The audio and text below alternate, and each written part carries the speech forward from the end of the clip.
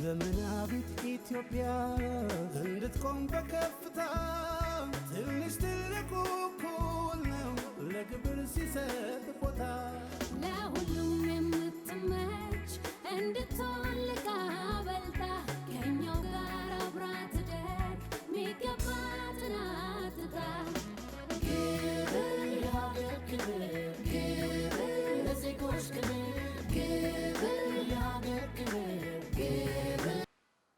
ሰላም እንዴት ናችሁ? ይህ በገቢዎች ሚኒስቴር አዲስ አበባ አነስተኛ ግብር ከፋዮች ቅርንጫፍ ጽሕፈት ቤት የሚቀርብ ትምህርታዊ ዩቲዩብ ቻናል ነው።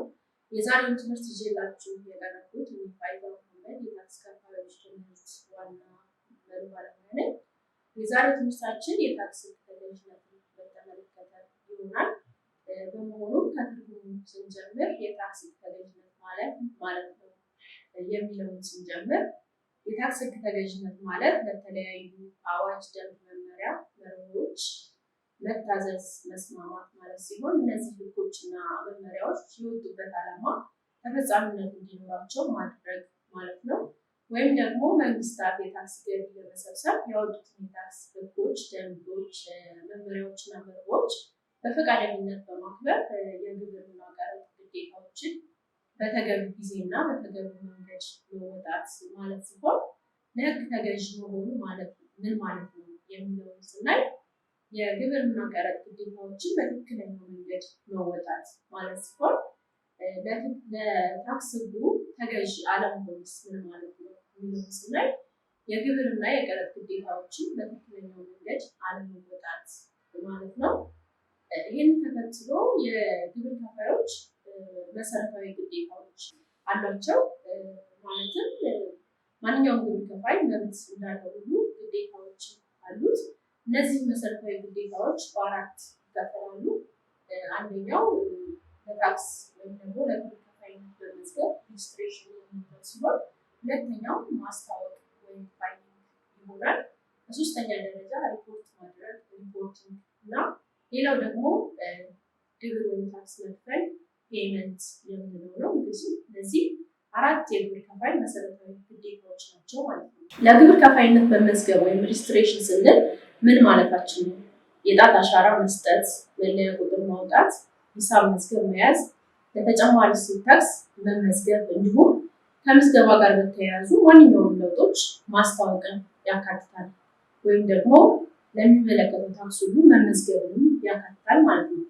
ለአንዱ ተመዝግቦ ደግሞ ለሌላው አለመመዝገብ ለሚመለከተው ማለታችን ነው ለህግ ተገዥ ልንለው አንችልም። ስለዚህ ለሚመለከታቸው ታክስ መመዝገብን ጨምሮ ማስታወቅን ጨምሮ ለታክስ ለግብር ከፋይነት መመዝገብ ወይም ሬጅስትሬሽን አንዱ የግብር ከፋይ ግዴታ ነው ማለት ነው። በሁለተኛ ደረጃ ማስታወቅ ወይም ፋይሊንግ የግብር ከፋይ መሰረታዊ ግዴታ ነው ስንል ምን ማለታችን ነው?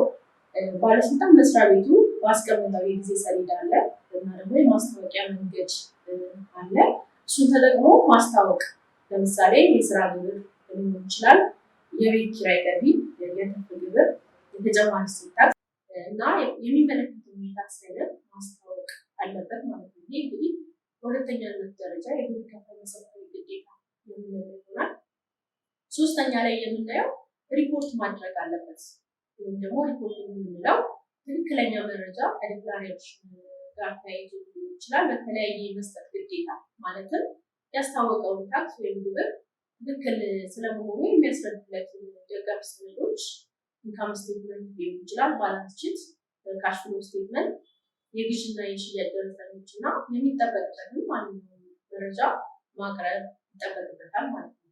በአራተኛ ደረጃ ደግሞ መክፈል ነው ወይም ፔመንት የምንለው የታክስ ወይም የግብር ግዴታቸውን በፈቃደኝነት በትክክለኛ አግባብ የመወጣት ሁኔታ ማለትም በተቀመጠው የጊዜ ሰሌዳ አለ ወቅቱን ጠብቆ እና በትክክል ታክስ መክፈል በአራተኛ ደረጃ የተቀመጠ የግብር ከፋይ መሰረታዊ ግዴታ ነው ማለት ነው። የታክስ ሕግ ተገዥነት መገለጫዎቹ ምን ናቸው የሚለውን ስናይ በሁለት ከፍለን ማየት እንችላለን። ከሀገር ውስጥ ታክስ አንጻር እና ከጉምሩክ አንጻር የህግ ተገዥነት መገለጫዎቹ ምን ናቸው የሚለውን ስናይ ከሀገር ውስጥ ታክስ አንጻር በግብር ከፋይነት መመዝገብ እና በግብር ስርዓቱ መታቀፍ ትክክለኛውን መረጃ ለግብር ሰብሳቢ መስሪያ ቤት ማሳወቅ፣ ለግብር አወሳሰን የሚረዱ የተለያዩ ሂሳብ ሰነዶችን በአግባቡ መያዝ፣ የሚጠበቀውን ግብር በወቅቱ ማሳወቅና መክፈል፣ የተቀመጡ የተመላሽ ኪሳራ የማሳወቅ መብቶችንም በአግባቡ መጠቀም የታክስ ተገዥነት መገለጫዎቹ ከሀገር ውስጥ አንጻር ናቸው ማለት ነው። ከጉምሩክ አንጻር ደግሞ ስናያቸው ትክክለኛውን ዋጋ ወይም ታሪፍ የዕቃ መግለጫ ሆኖ ዕቃ የተመረተበት ሀገር በሰነድ ማስታወቅ ወይም ዲክለር ማድረግ ነው። በሰነድ ከተገለጸ ውጭ ዕቃን አለማስገባት፣ የጉምሩክ ስነስርዓት ያልተፈጸመባቸው ዕቃዎች ወደ ሀገር አለማስገባት የሚሉትና ሌሎችም ይኖራሉ።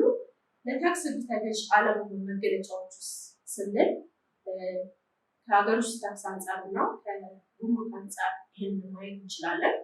ከሀገር ውስጥ ታክስ አንጻር ስናየው በግብር ከፋይነት አለመመዝገቡ ወይም ደግሞ የሚፈለግበትን የታክስ አይነት አለመመዝገቡ ሊሆን ይችላል። ግብርን በወቅቱ አለማሳወቅና አለመክፈል፣ የተሳሳተ መግለጫ መስጠት። ይህ እንግዲህ ስንል ገቢ ማሳነስና ወጪን ማብዛት ሊሆን ይችላል።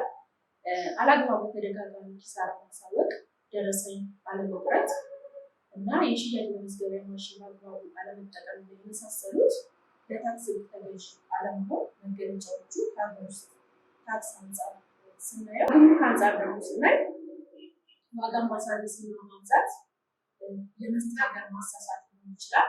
የዕቃው መግለጫ ማሳሳት፣ የቀረጥ ነፃ የመጋለሎች መብቶችን አላግባብ መጠቀም የመሳሰሉት ይስተዋላሉ ማለት ነው። እንግዲህ ከጉምሩክ አንጻር ለታክስ ሕግ ተገዢ አለመሆን መገለጫዎቹ ናቸው ማለት ነው። የሕግ ተገዥነት አለመኖር ምክንያቶች ይኖሩታል። እንግዲህ ጥቂቶቹን ስናይ የግብር ሕጉን እና አሰራሩን አለማወቅ ሊሆን ይችላል። ቸልተኝነትና ትኩረት አለመስጠት እና ደግሞ ሌላው ለማጭበርበር መፈለግ፣ በተለይ አላግባብ የመመዝገብ ፍላጎት። ይህ እንግዲህ የሀሰተኛ ደረሰኝ መጠቀም ሊሆን ይችላል ማለት ነው። ለታክስ ያለው አመለካከት ዝቅተኛና የተሳሳተ መሆን። ይህ እንግዲህ የሕግ ተገዥነት አለመኖር ምክንያቶቹ በጥቂቱ ናቸው ማለት ነው። የታክስ ሕግ ተገዥነት ጠቀሜታዎች አሉት ወይም ደግሞ ጠቀሜታው የጎላ ነው። ይህ እንግዲህ ለመንግስትና ለመንግስት ወይም ለሚኒስቴር መስሪያ ቤቱና ለግብር ከፋዩ ምን አይነት ጥቅም አለው የሚለውን ስናይ ለመንግስት ወይም ለሚኒስቴር መስሪያ ቤቱ ገቢን በአግባቡ በመሰብሰብ የሀገር ወጪ በሀገር ገቢ ለመሸፈን ያስችላል ማለት ነው። ወይም ደግሞ ኢኮኖሚ የሚያመነጨውን ገቢ አሟጦ ለመሰብሰብ ያስችላል ማለት ነው። የተቀላጠፈ አገልግሎት ለመስጠትም ይረዳል።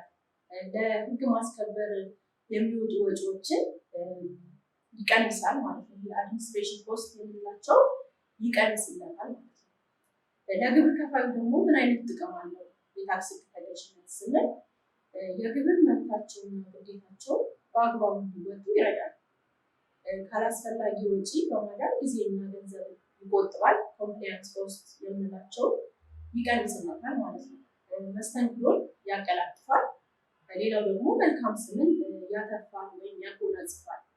ይህን ስንል እንግዲህ ታማኝ ግብር ከፋይ ወይም ደግሞ ለታክስ ሕግ ተገዥ ነው ተብሎ የሚሸለሙበት ሁኔታ ነው ያለው። የታክስ ሕግ ተገዥነትን ለማበረታታት 4 የሽልማት አይነቶች አሉ። እነሱም እንግዲህ ፕላቲኒየም፣ ወርቅና ብር በሚኒስቴር ወይም በተቋም ደረጃ ሲሆን፣ ሰርተፊኬት ደግሞ በቅርንጫፍ ጽሕፈት ቤት ደረጃ የሚሰጥ የሽልማት አይነት ነው። ሌሎችን ጥቅሞችን ያገኛል። ለምሳሌ እንደ ሀገር የዲፕሎማቲክ ፓስፖርት እና የአየር መንገድ የቪአይፒ ተርሚናል እንዲጠቀሙ የተፈቀደበት ሁኔታ ነው ያለው። እንደ ቅርንጫፍ ጽሕፈት ቤት ደግሞ የቅድሚያ አገልግሎት የሚያገኙበት ሁኔታ ነው ያለው። ይህ እንግዲህ መልካም ስምን ያተርፍላቸዋል ማለት ነው። እንደ አጠቃላይ ስናየው የታክስ ሕግን አክብሮ መንቀሳቀስ ለግብር ከፋዩ ሆነ ለተቋሙ እንዲሁም ለሀገር ከፍተኛ ጥቅም ያለው ሲሆን በተለይ ለግብር ከፋዩ የሕግ ተገዥነት ወጪ በመቀነስ በስራቸው ውጤታማ እንዲሆን ይሆናል ማለት ነው። ለተቋሙ ደግሞ አስተዳደራዊ ወጪ በመቀነስ ያቀደውን ገቢ ለመሰብሰብ ከፍተኛ አስተዋጽኦ ይኖረዋል። ስለሆነም እንግዲህ ሁሉም ግብር ከፋይ ለሕግ ተገዥ በመሆንና ህገወጥነትን በመከላከል የራሱን አስተዋጽኦ ማድረግ ይጠበቅበታል። ለዛሬ ይዘንላችሁ የቀረብነው ይህን ይመስላል። ስለምትከታተሉ እናመሰግናለን። ዘመናዊት ኢትዮጵያ እንድትቆም በከፍታ ትንሽ ትልቁ እኩል ነው ለግብር ሲሰጥ ቦታ ለሁሉም የምትመች እንድትሆን ልቃ በልጣ ከኛው ጋር አብራ ትደግ ሚገባትን አትጣ። ግብር የሀገር ክብር፣ ግብር ለዜጎች ክብር